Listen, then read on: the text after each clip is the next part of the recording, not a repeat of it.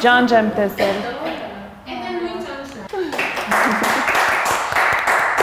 Մեր սիրած թեմաներից մեկն է։ Անջան, ո՞րն է ձեր սիրած երգը։ Երեխեք քննեք։ Ինչ ինչա։ Դրան ճռոցներ ոնց որ։ Լավ ենք ժամանակի մեջ։ 5 րոպե։ Սիրունիկ նաշուն կակավի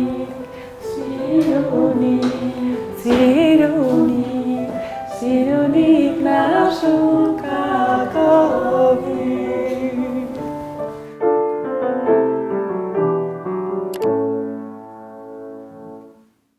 Անի Հովանեսյան, շատ ուրախ եմ ձեզ հետ այսօր խոսելու դեռահասության մասին։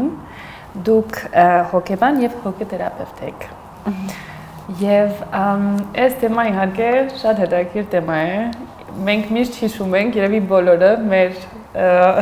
դեռահասության տարիները համ նոստալգիայով, համ էլ զգացմունքներով լի շատ անորոշ տարիներն են, բայց նույնպես շատ խիզախ տարիներ ես կասեի։ Եվ ես կուզեի ձեզ առաջի հարցը տամ, ով է դեռահասը։ Նախ շատ շնորհակալ եմ հրավերի համար։ Հիմա անդրադառնանք դեռահասին։ Եթե փորձեմ սիմվոլիկ կերպով ներկայացնել, ապա պիտի ասեմ, որ դեռահասը դեռ անփորձ ճամփորդ է,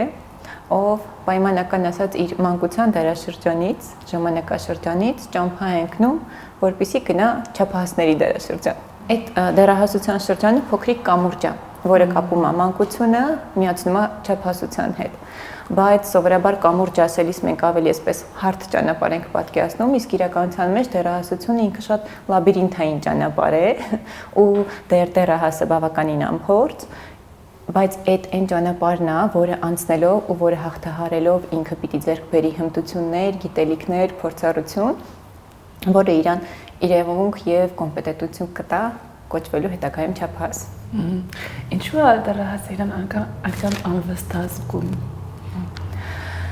Շատ տարբեր գործոններ կարող են այստեղ լինել, սկսած կենսաբանական գործոնից, որը հաճախ մենք հաշվի չենք առնում, որ այս ժամանակաշրջանը, որ տեղի է ունենում դեռահասի մոտ, սկսած մարմնական, հորմոնալ, կարևոր ու բուռն փոփոխություններից, վերջացրած նրանով, որ ինքը պիտի անձնապես վերափոխվի։ Պիտի ծնվի նոր անձ, իսկ ոչ մի ծնունդ առանց ցավի եւ առանց որոշակի այսպես դժվարությունների հաղթահարման չի լինում։ Ու ոչ մի դեռահաս նախապես մինչև այդ ճանապարհը անցնելու ինքը շատ հստակ չունի պատկերացում ուր է գնում, ինչի համար, ինչ ելքեր կունենա, առավել եւս չունի վստահությունը, որ կհաջողի թե չի հաջողի։ Այդքաներեք ուզում եք շարունակել։ Ուզում եմ ասել, որ այս առումով շատ կարևոր է, որ այդ դեռահասին պակասող վստահությունը կարողանանք մենք մեծահասակներս ապահովենք իր միջավայրում։ Այնտեղ էլ ո՞րն է ծնողի դերը այդ ամեն ինչի մեջ ինձ թվում է։ Մենք դրա մասին խոսենք, որովհետև որպես ծնողներ ես դեռ չունեմ, այսինքն իմ երեխաները չեն բացել այդ տարիքին, բայց հիշում եմ իմ ծնողներին ու մամաս միշտ ասում է, որ ինքը չգիտեր շատ լավ ոնց իրար պահեր ինձ հետ, որովհետև միանամ այդ կոդ որ ուզում եմ օգտագործել, մի հատ իսպանացի հոգեբան կա, որ ասում էր մի հետաքրքիր բան, որ դեռահասները ասում են ինչ որ մտածում են, բայց չեն ասում ինչ որ զգում են։ Ու որպես ծնող ինձ թվում է, որ ինչ որ անենք միշտ սխալ ենք անում։ Որն է ծնողի դերը, ոնց որ այդ ընթացքի մեջ։ Կարծում եմ ծնողի դերն է փորձել հասկանալ ու դուրս բերել իր դեռահաս դարձող երեխայի իրական կարիքները, որտեղ բոլոր դեռահասները միանման կարիքներ չի որ ունեն, հա,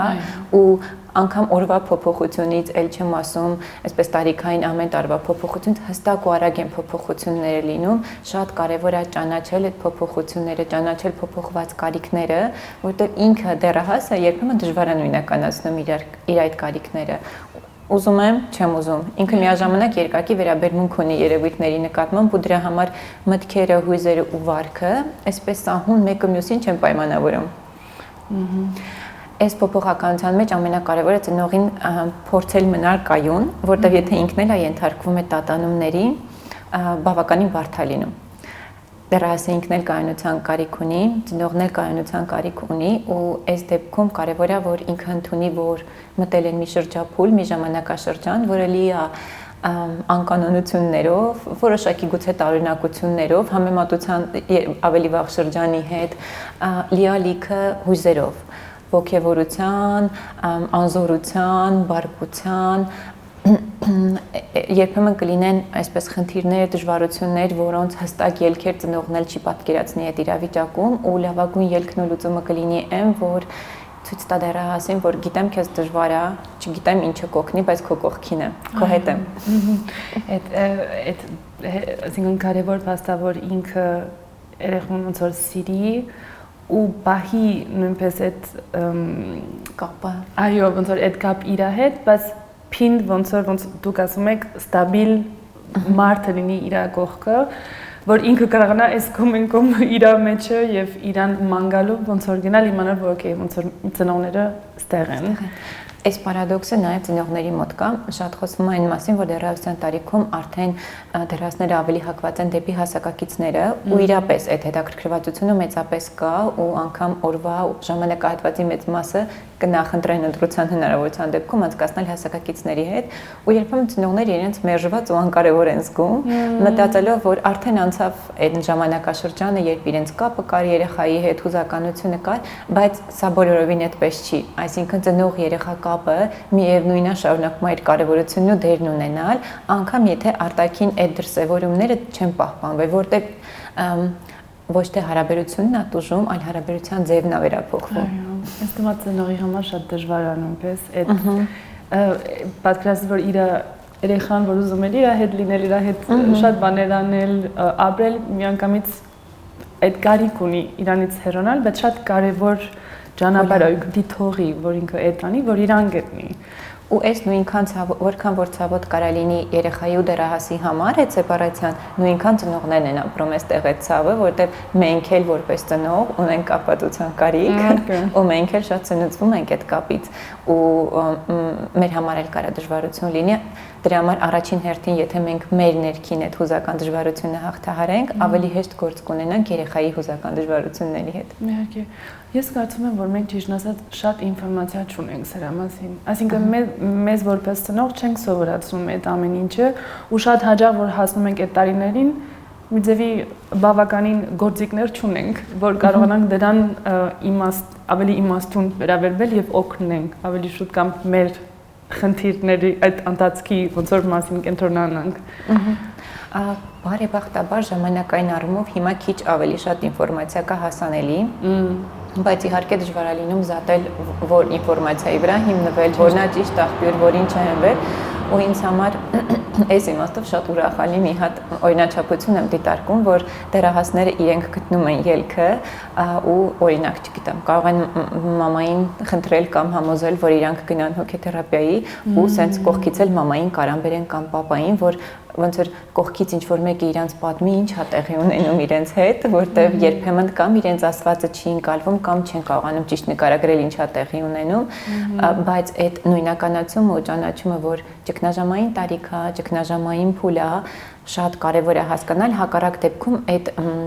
փուլի ճգնաժամային լինելը ոնց որ անձնավորվում է որպես այ դու միշտ դժգոհ ես, այ դու բողոքում ես, այ դու պահանջներ ունես ու փոխադարձ կարա այսպես վիրավորանքների, աբիդների, որոշակի այսպես վիրավորանքների, նեղվածությունների պատճառ ու առիթ դառնա, ինչը կարելի է հաղթահարել իրար հասկանալով։ Իհարկե։ Դեռահասները ավելի շատ են փնտրում թերապիա այսօր։ Այո։ Ու իրենք շատ ավելի նախաձեռնող են, ավելի հաճախ ոնց որ իրենցից այդ կարիքը բխեցվում, եթե երեխաների դեպքում ծնողն է դիմողն ու նախաձեռնողը, դեռահասի դեպքում կամ ինքը կարա միանգամից կապ հաստատի կամ մայրիկին ասի, անգամ ընտրելով իր համար հոգեթերապևտ ու ակնկալելով, որ իրեն կտրվի այդ հնարավորությունը ինքն իրեն լավ հասկանալու, նաև ընտանիքին ինչ որ իմաստով օգնելու, հասկանալու այդ բարդ փուլը, որովհետև Այսպիսի միտք էլ կա, որ դեռահասությունը ինքն իրեն ճգնաժամային տարիք է, բայց շատ մասնագետներ նշում են, որ դա միայն դեռահասության ճգնաժամ չի։ Ընտանիքը, որտեղ կա դեռահաս, գտնվում է ճգնաժամային փուլում, որտեղ ընտանիքը համակարգ է, եթե ենթահամակարգերից մեկում փոփոխություն է լինում, դա անդրադառնում է ամբողջ համակարգի վրա։ Այնպես որ այս մարտահրավերը ամբողջ ընտանիքի համար ինչ որ իմաստով Որքանով է կարևորը, որ երեխան անցնի այդ process-ի մեջ։ Ես տեսել եմ շատ ընտանիքներ, որտեղ այդ չի եղել, զուտ այդ միացնության ոչ խախտելով, որ չխախտենք այդ, այո, որ չփոխվի, որքանով է կարևորը, որ ծնող հասկանա, որ իրականում պիտի թողի ու եթե երեխան մի ձևի չթողում, պիտի բրդի, որ գնա։ Այստեղ այնքան կարևոր է ծնողի թույլտվությունը ու համաձայնությունը, որ այդ տեղի ունենա։ Մեր իրականության մեջ, օրինակ, այն ընտանիքներում, որտեղ կա գերխնամք, մեծապես ծնողները դիմադրում են այդ փոփոխությանը, բայց այն դեպքերում, երբ որ երբեմն անգամ բարկացած, զայրացած, հուզված ծնողն է հասնում, ասում է, «Էս ինչ է կատարվում, էս ինչ վատ է», առաջին բանը, որ ես ասում, շնորհավորում եմ։ Ձեր երեխան մուտք է գործել դեռահասություն։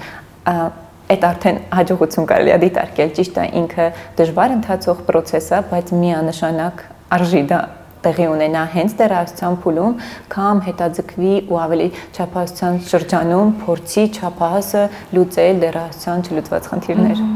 Այդ խիզախությունը, որ խոսում ենք դրա մասին, հա, ինձ թվում է այդ բնությունը տալիս է այդ պահին, որ ինքը կարողանա իրականում իրանց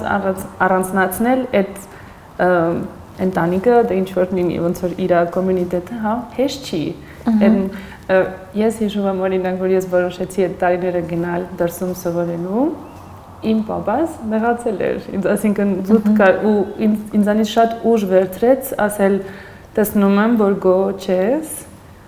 բայց պիտի անեմ,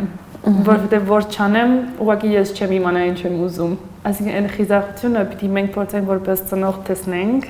եւ նույնիսկ եթե մեզ համար ցավալի է, հասկանանք, որ այդ վստահությունը պիտի իրանց տանք, վստահել։ Շատ հաճախանակ ասենք ուզում են գնալ դրսում սովորելու ուրիշ երկրում։ Ես հիմա խոսում մեծ որ իմ երեխաները նոր ազգ տեսնենք, բայց այդ վստահությունը ոնց ձեռք բերենք այդ վստահությունը, որ օքեյ ինքը ոնց որ գիտի։ Շատ հաճախ ինչն եմ նկատում, որ իրականում այն դեռահասը, որը վերցրել է այդ պատասխանատվությունը, օրինակ այդ քաղաքից դուրս կամ այդ երկրից դուրս կրթությունը շարունակելու ինքը ունի այդ ներուժը, որ եկել է այդ որոշման,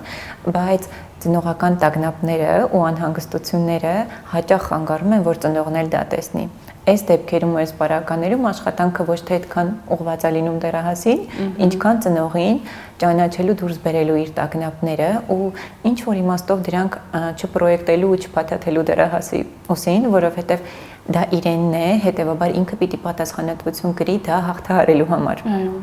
Ու երբ որ կարողանում է ծնողը հաղթահարի իր ծնողական տագնապները, ինքը տեսնում է իրապես այն ծնողին, այն դեռահասին, որը կարող է, որը ունի երազանքներ ու ունի բոլոր ռեսուրսները դրանց հասնելու համար։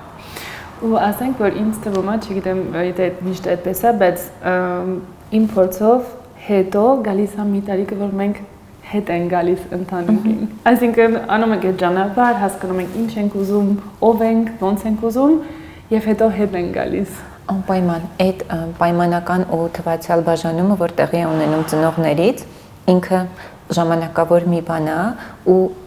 բարեհաջող ընթացքի դեպքում որպես կանոն այդ փուլի ավարտին ունենում ենք ավելի մտերմիկ հարաբերություններ ծնողների հետ, շատ ավելի, քան նախորդող փուլերում էր։ Եթե իհարկե նաև ծնողն է պատրաստ լինում ու տալիս է թույլտվությունը, որ անցնի դեռահասի այդ ճանապարհը, զինվի նոր գիտելիքներով, հմտություններով ու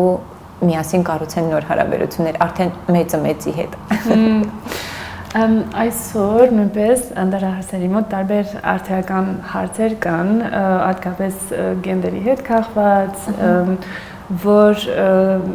այստեղ ես Հայաստանում հատկապես լսել եմ, որ այդպես միշտ չի, որ հասարակությունը պատրաստ է ոնց որ տարբեր փոփոխություններին գնալ, ընտանիքի մեջ էլ, ինչ կասեք դրա մասին, ձեր փորձով։ Երևի դեռահասներին առավել շատ հետաքրքրող երկու թեմա կա, որոնք ամենամարտահրավերայինն են ծնողների համար։ Մի հարցն ու թեման վերաբերվում է կյանքի մահվան թեմաներին, որից հաճախ շատ վախենում, բախկվում ու թաքնվում են, երբեմն տաբուացնում ծնողները կամ առհասարակ հասարակության տարբեր շերտեր, կարա ուսուցչական կազմ լինի, այլ մեծահասակներ, ու մյուսը սեռականությանը վերաբերող հարցերն են։ Բայց շատ կարևոր է, որ մենք հասկանանք, որ այն հարցը, որը հուսում է դեռահասին, ինքը այսպես թե այնպես փնտրելու է ու գտնելու է ուղիներ այդ հարցերի պատասխանը գտնելու համար։ Եթե ոչ տանը, դա լինելու է տանից դուրս։ Բայց մենք երբեք վստահություն չունենք, որ տանից դուրս ինքը ճիշտ աղբյուրներից կօգտվի, կկողմնորոշվի ավելի լավ, եթե անգամ ես որպես ծնող ունեմ բացեր, ինչ որ հարցերի պատասխաններ չգիտեմ, շատ ավելի անկեղծ կլինի ու տեղին կլինի խոստովանեմ, ասեմ ես էլ չգիտեմ, արի միասին փորձենք հասկանալ, կամ այն ամենը ինչը որ գիտեմ, այն ամեն ինչը ինչը որ կարևորում եմ, փորձեմ ներկայացնել առանց պարտադրելու, առանց պարտադրանքի, ու նաև շատ կարևոր է, որ պատրաստ լինեմ նաև անկեղծ ֆիդբեք ստանալ դեռահասից իր մտքերի հետ կապված, իր անհանգստությունների, իր վերաբերմունքի, իր մոտեցման, կլինի սեռականությանը, կլինի մահվան, կյանքի իմաստի, փորձենք բաց լինել ու միասին սովորել, միասին անցնել այդ ճանապարհը։ Ես լսել եմ, որ մինչև 6 կամ 7 տարեկան երեխաները սովորում են հիմնականում մեզանից, որպես մոդել, դրանից հետո գալիս է մի բան, որտեղ արդեն ընկերությունն է, ուրիշ տեղից են փնտրում ոնց որ այդ մոդելի հարցը, որքանով է կարևորը, որ մենք ուրեմն լինենք ակտիվ ծնողներ մինչև այդ 6-7 տարեկան ու հիմք կդնենք, բայց կարևոր է, որ ոչ թե մենակ այդ ժամանակաշրջան, որտեղ եթե մենք կարողանում ենք այդ դերը ստանձնել մինչև 7 տարեկան, մինչև 10 տարեկան ու հետո էլ ի վիճակի ենք լինում բացի այդ ծնողական մի քիչ հիերարխիկ դիրքից անցում անել նաև որոշակի ընկերական հարաբերությունների, մեր դերն ու մեր նշանակությունը դեռահասի կյանքում չի անհետանում։ Ինքը կարա եւ ընկերուհուն դիմի այդ հարցերով, եւ ուսուցչին դիմի, եւ ծնողին դիմի ու իր ներսում այդ բոլոր ամբողջական ինֆորմացիան միքսի, ընտրի, կողմնորոշվի։ Իսկ եթե ի սկզբանե ես այսպես պատնեշ եմ դնում, չեմ կարևորում, չեմ պատասխանում, ինքը իր ընտրությունն ու որոշումները ու մոտեցումները հիմնելու է բակի, դպրոցի,